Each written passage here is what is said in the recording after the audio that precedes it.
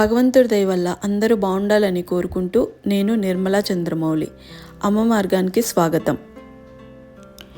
మన దేవాలయంలో శ్రీరాముల వారి కళ్యాణం చాలా అద్భుతంగా జరిగిందండి. ఇంతకుముందు వీడియోలో మీరు ముందే చూసే ఉన్నారు.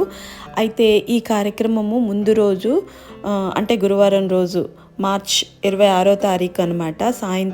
గురువారం సాయంత్రం 6:30కి అంటే పూజ స్టార్ట్ అయ్యేలోపు 7 అయిపోయింది అనుకోండి. ఈ పూజా కార్యక్రమం అంతా ముందు రోజు అనమాట.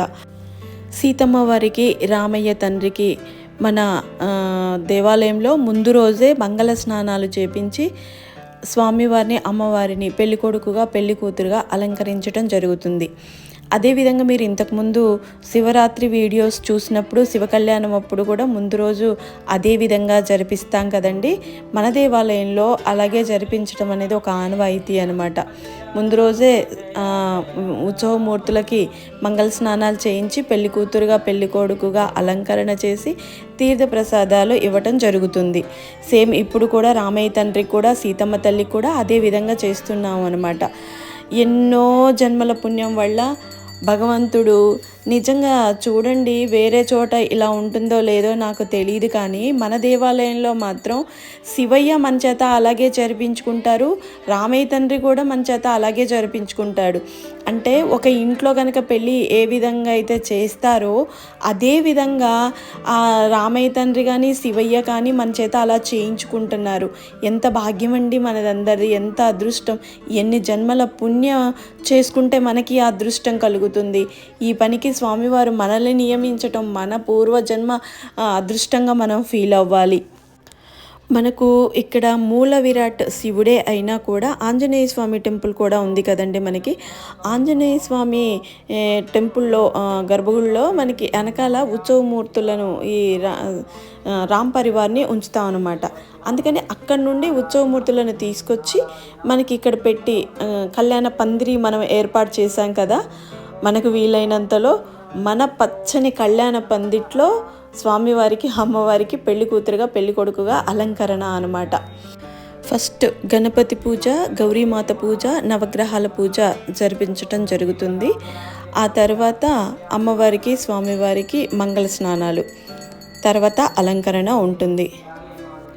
ఇంత గొప్ప అవకాశాన్ని భగవంతుడు మా దంపతులకి కల్పించాడండి. ఈ కార్యక్రమాలన్నీ కూడా నేను వీడియోస్ తీసి, అంటే నాకు టైం లేకపోయినా నేను పెడుతున్నాను. చూసేవాళ్ళు కంపల్సరీ అర్థం చేసుకోండి. నేను ఉద్యోగం చేస్తున్నాను, మా వారు కూడా ఉద్యోగం చేస్తున్నారు. మేమిద్దరం జాబులు చేస్తూ కూడా ఈ పూజా కార్యక్రమాలు చేస్తూ నేను ఈ వీడియోస్ అన్నింటినీ క్యాప్చర్ చేసి యూట్యూబ్లో పెడుతున్నాను అంటే చూసే వాళ్లకు కూడా మేము చేసే ఈ పుణ్యకార్యానికి వచ్చే ప్రతిఫలం అందరికీ కూడా, చూసే భక్తులకు కూడా కలుగుతుందండి. నేను పదే ప్రతి వీడియోలో కూడా ఇదే చెప్తున్నాను. ఇది వాస్తవం అండి. చూసే వాళ్ళకు కూడా అంతే పుణ్యం కలుగుతుంది. అందుకే నాకు సాధ్యమైనంత వరకు నేను వీడియోలను అప్లోడ్ చేస్తూ ఉన్నాను. నేను ఎందుకు ఇంతలా చెప్తున్నాను అంటే, మీరు కనుక మనసు పెట్టి ఈ వీడియోని చూసినట్టయితే, నేను పెట్టే దైవ కార్యాలన్నింటినీ మీరు చూసినట్టయితే ఆ కాసేపైనా మీరు దైవంలో అంటే లీనమైపోతారు. మీ శరీరం, మీ మనసు ఎంత ప్రశాంతంగా మారిపోతుందో, ఎంత పాజిటివ్ ఎనర్జీ వస్తుందో ఇది మీరు కావాలంటే అబ్జర్వ్ చేసి చూడండి.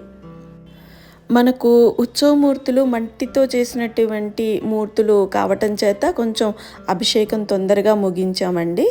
ఇప్పుడు అభిషేకం అయిపోయిన తర్వాత కొంచెం అంత నీట్గా చేసి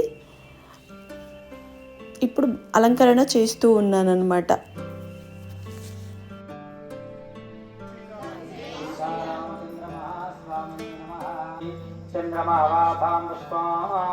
పుష్పవాన్ పశుమాన్ భవతి సీతారామచంద్రమః స్వామినే నమః.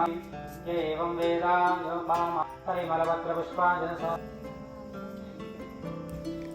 సీతమ్మ తల్లికి పచ్చని పందిట్లో పెళ్లి కూతురిగా ముస్తాబైన తర్వాత చేతికి గాజులు వేశాను.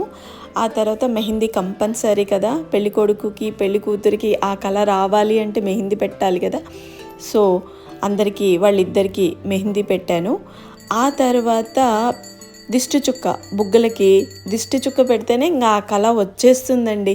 పెళ్ళి కొడుకు పెళ్ళి కూతురు నూతన వధువరుడుగా మనకి ఇంకా ఆ కళ అట్లా ఉట్టి పడుతుందనమాట. మనుషులే అక్కడ కూర్చున్నారు, మూర్తులే మన రామయ్య తండ్రి సీతమ్మ తల్లి అక్కడ కూర్చున్నారు అన్నంత భావన అలా కలుగుతుందనమాట. ఉత్సవమూర్తులు కూడా పెద్దగా ఉన్నారు కదా, మంచిగా అసలు ఎంత బాగుంది అంటే నిజంగా మీరు అవి ఏదైనా భావన చేస్తూ అనుభవిస్తూ ఉండే వాళ్ళకి మాత్రమే అది చాలా బాగా అర్థమవుతుందండి. నాకు అక్కడ స్వామివారు అంటే రామయ్య తండ్రి సీతమ్మ తల్లి కూర్చున్నారు అన్న భావన కలుగుతుంది.